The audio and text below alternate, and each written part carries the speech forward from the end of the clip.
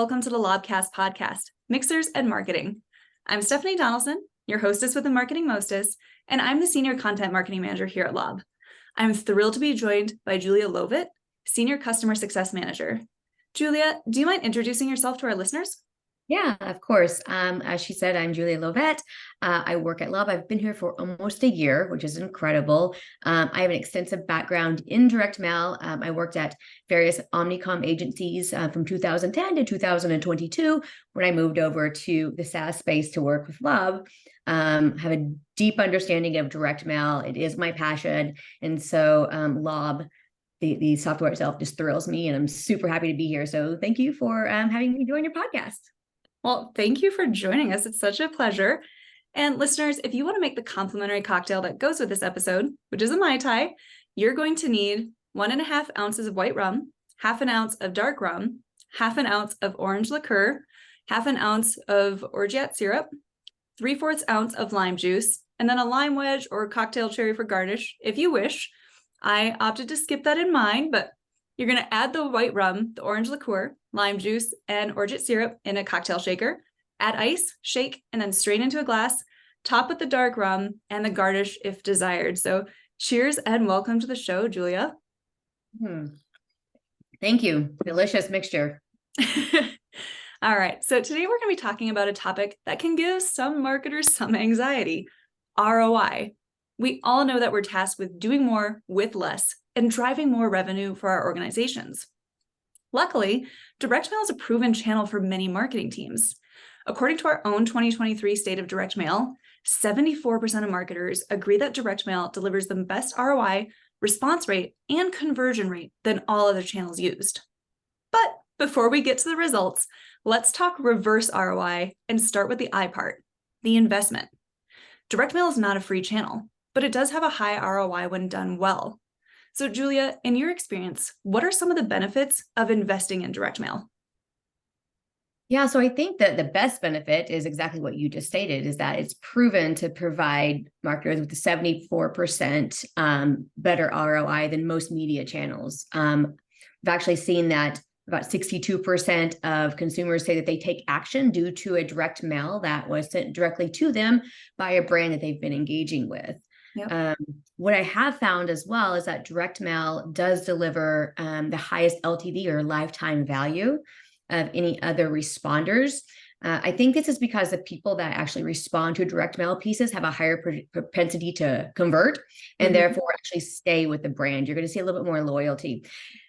Obviously, I never want to put down like digital spaces, but if you'll notice that the people that respond to you on a social campaign or a display campaign or even an email campaign, it might be a little bit harder to actually get to them. But if they respond to you via a direct mail piece, especially if it's a telephone number, also known as a TFN, you're going to have a customer for a very long time.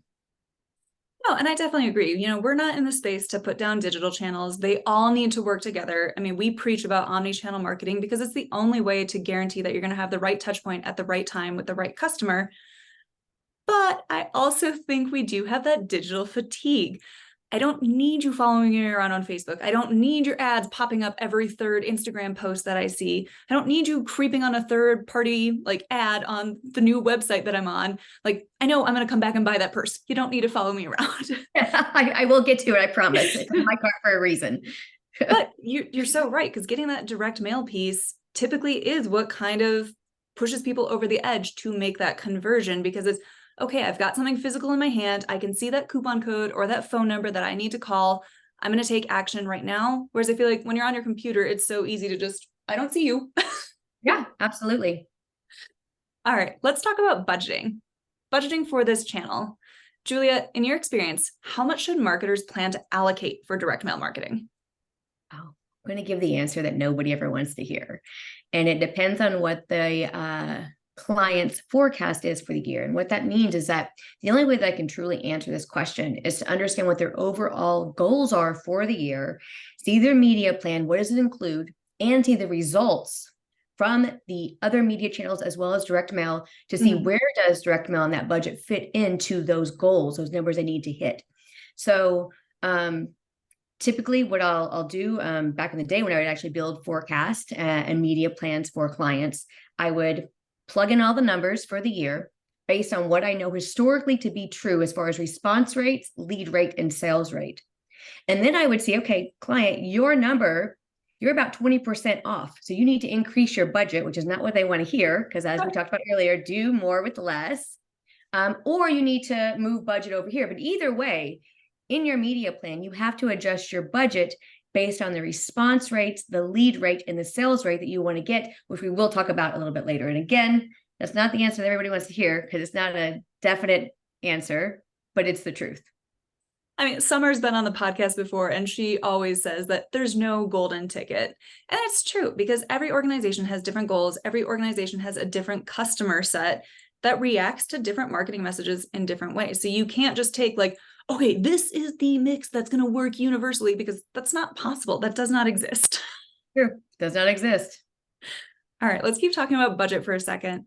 Is there anything that marketers can do to help lower direct mail costs, like changing the form factor, using address verification, or even choosing a different postage class? Oh, absolutely. So form factor, that's a huge one. And then also like understanding Ogilvy's 40-40-20 rule when deciding on what you're going to be sending. So 40% of what you send is going to be based on the segment that you are sending it to. Is the audience exactly who you know will be responding to your marketing piece? Is it an offer that's rich enough to drive them to actually engage? So you have 40%, 40%, and then 20% is actually your creative. So I wouldn't spend as much time on the form factor and spend as much money on it as some people want to. I would actually evaluate taking it down a little bit, not opting out for the very, very thick, nice paper unless you're a luxury brand like Land Rover or Mercedes, American Express Platinum, sending out things to people. Typically, you can go for a cheaper or a smaller weight size, a different form factor size. Like, what is the length? Are you doing an 8.5 by 11? Or are you doing an 8.5 by 14? Where can you save money there? Address verification is incredibly important. What it does whenever you're using it with Lob is it ensures that you are not sending direct mail to an address that has not been verified to be receivable via the USPS. So you're saving money by not sending mail that is not going to reach the recipient and possibly be returned to you. The other thing you mentioned that I think is very important is postage. And to be honest, I've had about 15 years experience in direct mail, and I've never seen in my life standard mail get in home as fast as it does with Lob. So wow. Yes, postage class should absolutely be considered. I highly recommend that if you are not obligated to send first class, whether it be to compliance, regulations, PII data, highly recommend doing a test, A/B test of standard versus first class to see how quickly you get in home. And I think you'll save a lot of money and be very, very pleased with it by the end of the year. Interesting. No, and I love that about the address verification too, because again, it comes down to wanting to make sure that you're targeting the right people. That principle you were talking about earlier, focusing on the right segment of your customers doesn't do you any good if the mail doesn't actually make it. Yeah, no, absolutely. It just, set your money on fire. Right. Or send it to me. I'll take it. Yeah. All right. So if a marketer was looking at starting out with direct mail, let's talk about onboarding with a direct mail platform. What should marketers consider or ask in terms of getting the most out of their investment with a direct mail platform? Should they be looking for specific features, tracking capabilities, specific integrations into their MarTech stack? Any advice you can give, Julia? Yeah. And, to be honest, this question has, well, at least my answer to this question has drastically changed since joining Lob. Lob has truly interrupted the direct mail industry. The capabilities that I would have never seen possibly before that you couldn't have considered with a traditional vendor, such as being able to view your mail analytics and the actual tracking event. Where is your mail? Not just in the batch, right, that you would typically get from a traditional print vendor, but you're actually able to see mail at the individual level, which I've never seen before. Again, in 15 years, I've worked with probably 20 different print vendors. I've never seen this. So I think that take into consideration that, one, the visibility that I have into my direct mail program. Do I have partners that are there to strategically guide my hypotheses and my methodologies to ensure that I'm sending the best piece possible that fits within my lifecycle marketing?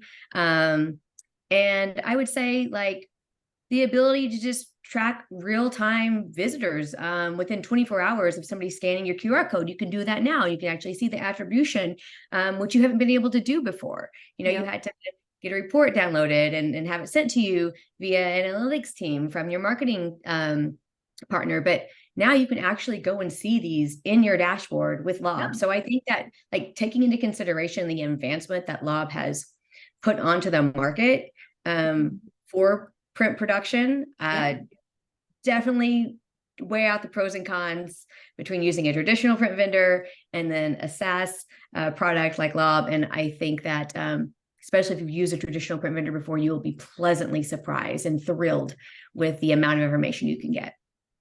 Well, it's almost like basically as easy as sending an email, not only in terms of creation, excuse me, but then also that analysis. Because I think that's why so many marketers love email, because you get those results immediately. You can be like, oh, Joe Smith clicked this link and like, oh, he went to the landing page. Oh, we got a conversion. And now if you can see that on direct mail, because it kind of used to be like, well, we're going to hope for the best and hope that we see a lift. And like, we can assume that it was the direct mail piece, but we don't actually have that attribution. Whereas now you do. Yeah, absolutely. All right, let's go back a little bit and talk about marketing lists, because I think that kind of works in both spaces. Whereas email, it's pretty frowned upon to be buying lists, but direct mail, it's pretty open, right? And we recently launched Lob Audience to help our customers get the right lists for their campaigns. What kind of conversations have you had with our customers to help them get the most out of their investment into lead or targeting lists? Yeah, I have to say too, like Lob Audiences is the best thing since sliced bread, because I have a background in data. So I absolutely love models, propensity models, the ability to track and gain information by a visitor to your website. So this product itself has a suite of items in it that I talk about from beginning to end with my clients. But more importantly, I want to talk about with them why it's important to them. How is it going to support their direct mail campaigns and even their digital campaigns? What works best for them? So like I said, just like I have such a deep passion for data and segmentation, and I know how important it is for direct mail space. You know, it goes back to that 40-40-20 rule that I talked about earlier from Ogilvy. This particular product, I am just thrilled tell you how happy I am that you're able to put a pixel on your site. You can then get people's email addresses. You can get their home address. It is yours to use as many times as you want. You can take that information. You can build propensity models. We can build, get in-market leads for you.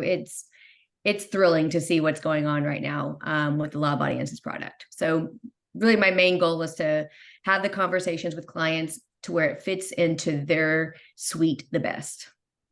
Yeah, no, and I love that, because you also think about, like you just mentioned, retargeting anonymous website visitors.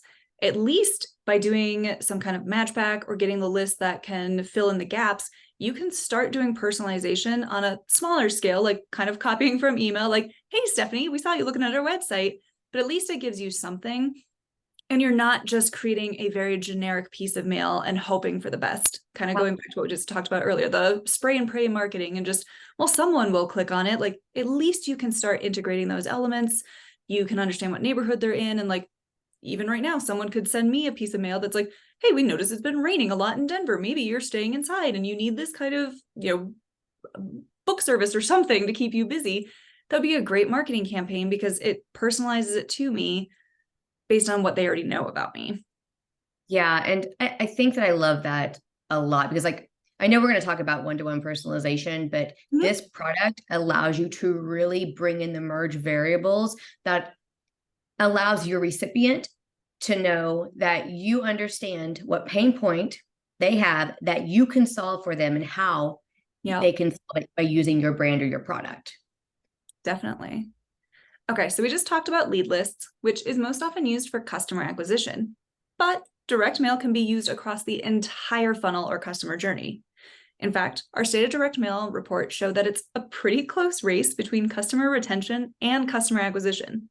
But Julia, I'd love to know from your own in-the-field experience where you see our customers integrating or implementing direct mail into the customer journey the most. Yeah, so the three areas that I've found to be the most successful are win-back campaigns, referral programs, and hand raisers. So also known as that in-market lead, which goes back to having that pixel on your site that allows you to see that somebody is searching for your product, somebody is searching your brand, somebody has raised their hand and stated that they're interested in what you have to offer.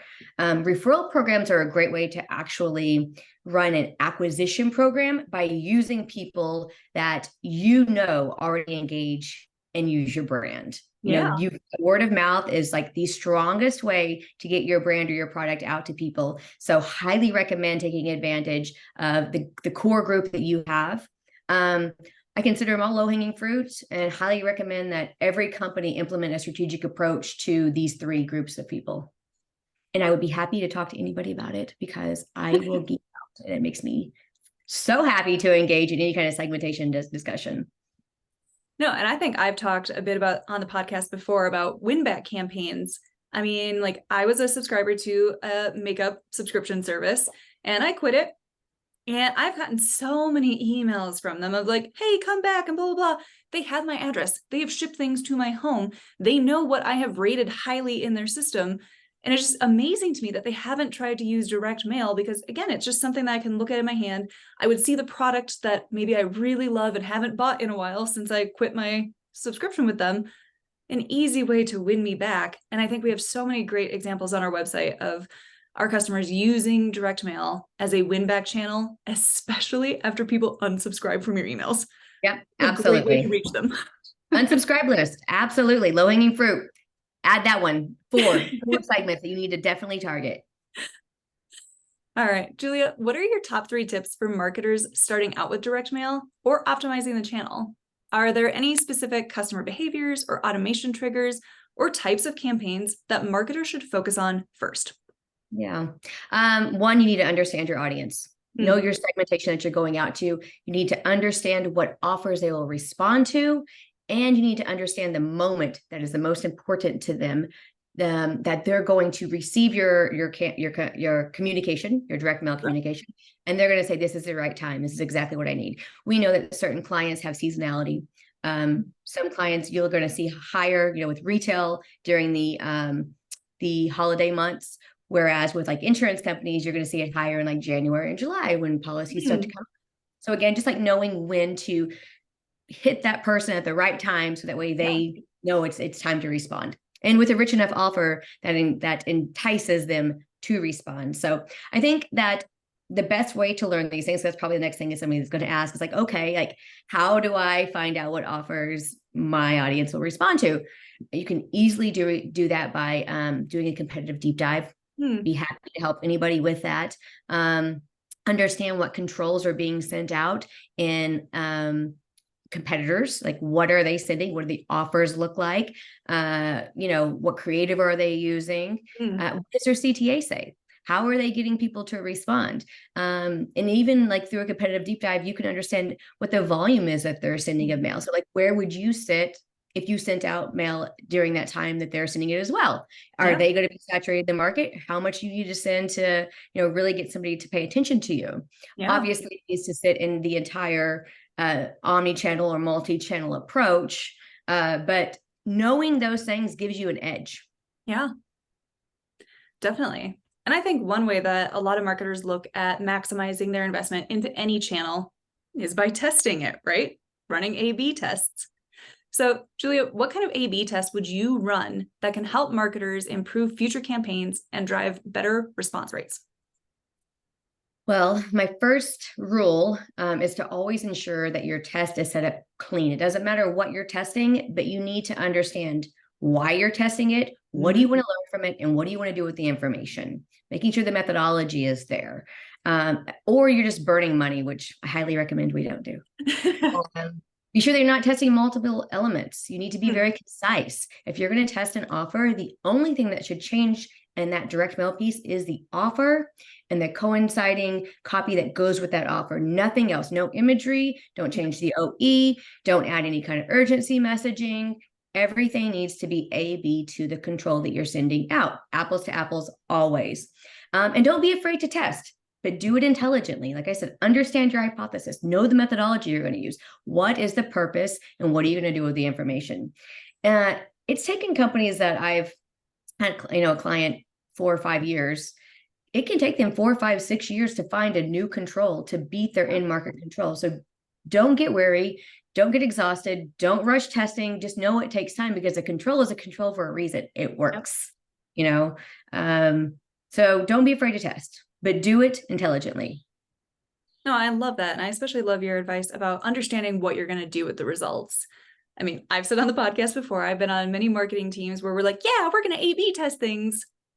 And then we don't take the time to actually analyze the results, or it's like version A1. And it's like, but why? Like, why? What are the insights? Like, how can I take the results of that A/B test and apply that to the social media campaigns that I'm running? Were there certain words that worked? Were there certain images that I need to test? Are there certain, again, call to actions that I can replicate on different channels so we can make sure that it actually works across all of our marketing campaigns? Or was that isolated to email? Like, what are we doing with the results? Because I think, again, like you kind of said, a lot of people just run tests because they think they're supposed to. And it's, okay, we ran an A/B test, but yeah. And what? Why? What are we doing with it? I want people when they run any marketing campaign, whatever media channel it is, especially direct mail or, any one that's going to cost, higher ROI, higher expense than other ones, such as, broadcast is another very expensive channel to go to. Just know what you're doing, why you're doing it, and what the goal is and what you're going to do with it, Yep. Yeah, I agree. I think that's true across any marketing channel. You should always know what you're expecting to get out of it. Yep. All right, let's talk a bit about personalization. I recently had Summer on the podcast to talk about personalization in direct mail marketing, but do you think that can have a major impact on ROI and campaign performance? Yeah, I do. I've actually read some studies that adding personalization can bring as much as a 40% increase in revenue over those who do not add personalization. It's very impressive. Yeah. Definitely statistically significant. And to be honest, in my career, one-to-one personalization within the direct mail space has not come easy for clients, whether it be because the data that they have just isn't equipped at the level of personalization that they want to do, or the print partners, they're not very easy. It's not easy for them to ingest the data and print the direct mailer without a large fee. So it hasn't come easy. Lob is the first company that I've worked with that is able to do one-to-one personalization on every single direct mail piece, whether you're sending 5 pieces or you're sending 5 million pieces. And I'm just enthralled and thrilled with the ability that Lob gives, the ownership that Lob can give to clients who have the data that they can use to then truly personalize a piece of mail and make it feel relevant to me. I receive a piece of mail. There's a picture of somebody on there that looks like me. They may be in the same life stage as me. It's speaking directly about, your driveway needs to be repaved. It does need to be repaved. How did you know this? Don't say that to me. My Alexa's listening. All right. So we talk a lot around Lob that direct mail isn't a channel that should live on its own. I mean, we've already said that in this episode as well. It belongs with other marketing channels. They should be working in tandem and pulling their own weight. Referencing our 2023 State of Direct Mail report again, we found that in an omni-channel marketing strategy, 72% of marketers said they pair direct mail with email, 46% pair it with paid social, 45% pair it with SMS or MMS, 25% pair direct mail with a podcast, and 21% pair it with organic social. I need my organic social media people to step it up here. But Julia, in your experience working with our customers, do those numbers ring pretty true? They do, yeah. And I very rarely ever recommend that somebody should send a direct mail campaign as a standalone campaign. I believe it works in unison with especially SMS and email. Seen high success rates with that. To your point, I'm very interested to see it's like 21% with organic social. The only instances where I've seen people only send direct mail, and that is their only form of media that they're using, is they are saturating the market with direct mail. They're using every door direct mail. They're using alternative media. They have a very high cadence of direct mailers that are going to the same person at least 12 times per year. The greatest success I've seen is direct mail, SMS, direct mail, and email. And I have used those strategies many, many times with clients. Matter of fact, with email, I won't even say it depends. I've seen like what I've seen pretty much ring true is that you send an email and then about a week later, they get a direct mail piece. A couple of days later, they get another email. If they still haven't responded, about 14 days later, they get a direct mail piece again. Responded, hit them again with another email. And that cadence seems to work very well with multiple different industries that I've tested it in. Interesting. Yeah, I've talked on the podcast before about one of my previous organizations. We had an email nurture stream, again, very top of funnel. People, downloaded an ebook and, okay, we're trying to figure out more about you. And, we would see certain drop-offs after so many emails. And it was, okay, why aren't we introducing other channels here? And it was like direct mail would have been a great fit because, again, with like QR codes, you can still send them to download an ebook. They're just going to do it from their phone and they're going to have a break from that email. Because after a while, even I'll say it as someone who works in email marketing pretty closely, like I get tired of seeing some of the same brand names pop up. Because I'm like, I already know what you're offering me. This isn't a flash sale. You run the sale every 2 weeks. Like take a break, take a breather and refresh. Get me more excited to see your name show up in my mailbox or my inbox. Yeah, I do think that like limiting the amount of offers that you send to somebody, depending on the space, you will end up getting a higher response rate whenever you hold for a little bit. Like I know that I had a client one time that has a very alluring TV package that every man wants during a certain time of year, and so we knew that like we could hold and then we could throw out that offer as soon as NFL comes up. And I mean, our response rates were through the roof. Right? Because again, you're serving the right message to the right customers at the right time, which is what marketing is all about. All right. Lastly, let's talk about measuring the return on our investment into direct mail. Julia, what metrics should marketers pay attention to when it comes to ROI, especially in the direct mail space? So I found that there are 3 metrics that most of my clients pay attention to. Okay. And this goes back to understanding what your forecast is for the year. So knowing these numbers it's really, really important. So that way you can understand the volume that you're going to send in order to hit your goals. So the first one is response rates, understanding how many people are going to respond based on the volume of mail you've sent. Understanding lead rate, how many of those responses will actually turn into a lead, something that's hot. Okay? They have a higher propensity to actually then sell. Then your sales rate, out of those leads, how many actually follow through to a sale? If you understand these metrics, then you can always understand, what is the volume that I need to send in order to get this many sales? Because I know that I'm going to get this many response rates. Out of this many response rates, these people are actually going to become a hot lead. And then out of these hot leads, these people are going to become an actual sale. Again, this goes back to just, if you know these numbers, you're going to be able to build out a forecast. You're going to know exactly how much budget to put into direct mail. And I cannot stress enough how important it is to have these metrics locked in. Definitely. Again, I think it just goes back to what we talked about earlier, setting the right goals, because you don't know if a channel is successful if you don't know what you were looking to get out of it. Exactly. Why are we doing this?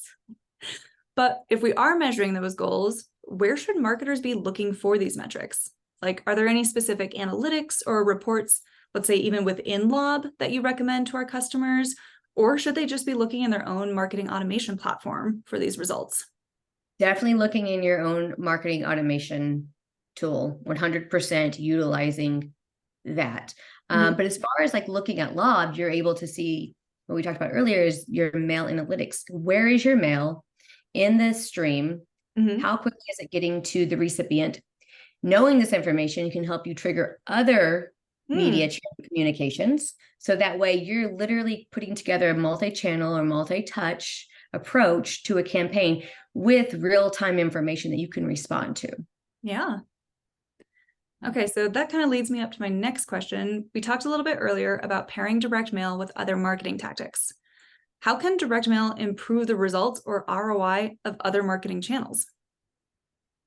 Yeah, I think direct mail, when you pair it with search or display, social, email, and if it's sent at the right time, it can act as that final push.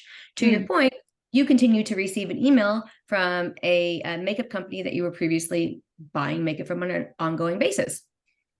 Maybe if they sent you a direct mailer with the product that you have shown the most interest in, with maybe a 10%, 15% discount, you will be more likely to respond, and therefore they've won back that customer. Yep. So I think we know that direct mail is one of the most trusted forms of advertising. We know that email is considered spam. And again, it just goes back to knowing that the people that respond to direct mail have a longer lifetime value and higher potential for cross sale as well. So interesting. And so making sure that you are sending direct mail at the right time in unison with these other media channels that you're using, typically as that final push, you will see a higher ROI. So many acronyms.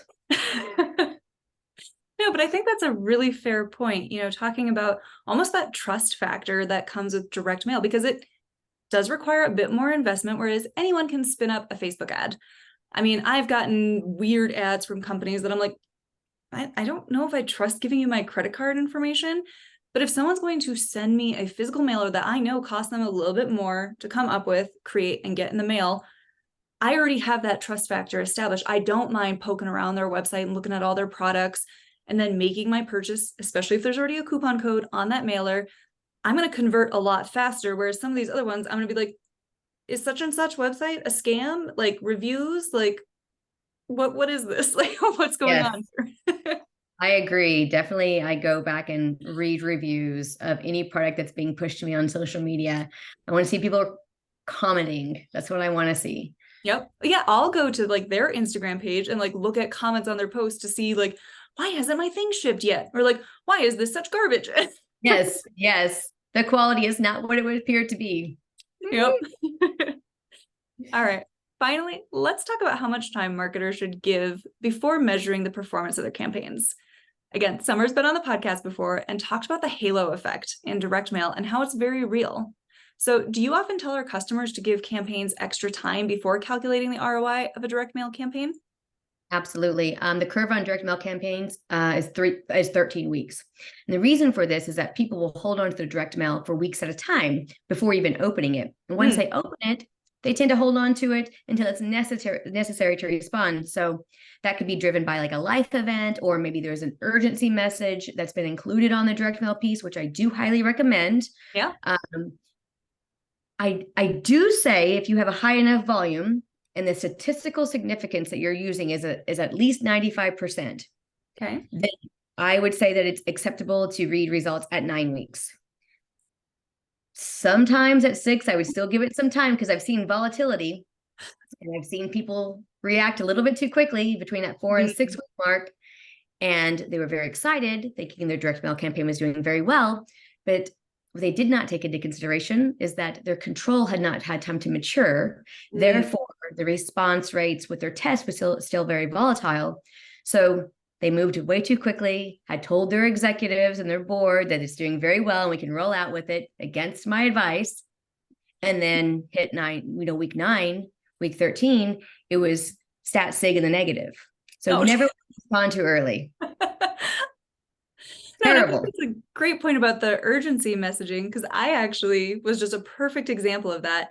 I got a piece of direct mail from Bath and Body Works, and it was, coupons, and it had the expiration date on it. Yep. Now, there have been times where, like you said earlier, I'll just put that in a pile somewhere, forget about it. And then when I'm cleaning because someone's coming over, I find it and I'm like, oh, shoot, this sale already expired, but I'm going to go check out their website because I can sign up for their emails to get 15% off. Maybe they're running a different sale. But this mailer got me because it was going to expire soon. I waited. I was going to buy or make my purchase on the day the mailer expired. And then I got an email from them being like, things you've seen are also on sale. And I could combine coupon codes. So yes, me winning. But love that. They technically got me because of that mailer. I knew I had that coupon code sitting there. I was going to make my purchase either way. That email just made me do it immediately instead of waiting until later that night. Yep, absolutely. Love their tactic. Right. Bath and Body Works, your marketing people are doing something right. They are. All right, Julia, do you have any final thoughts that you want to share, or is there anything that we didn't get to today?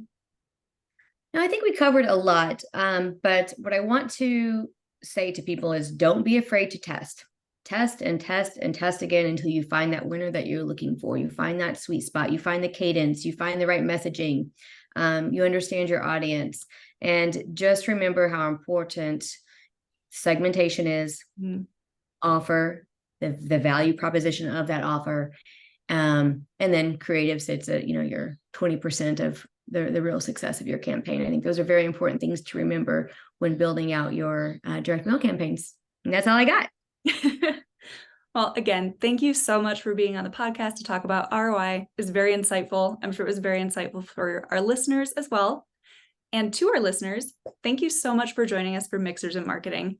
If you do want to dive deeper into the topic of ROI, please download your complimentary copy of our ebook, The Modern Marketer's Guide to Crush ROI and Budget Goals with Direct Mail at lobdemo.co/directmailROI. That's lobdemo.co/directmailROI. As always, you can browse our library of episodes over at lobdemo.co/Lobcast. Otherwise, thanks for listening. And that's all, folks.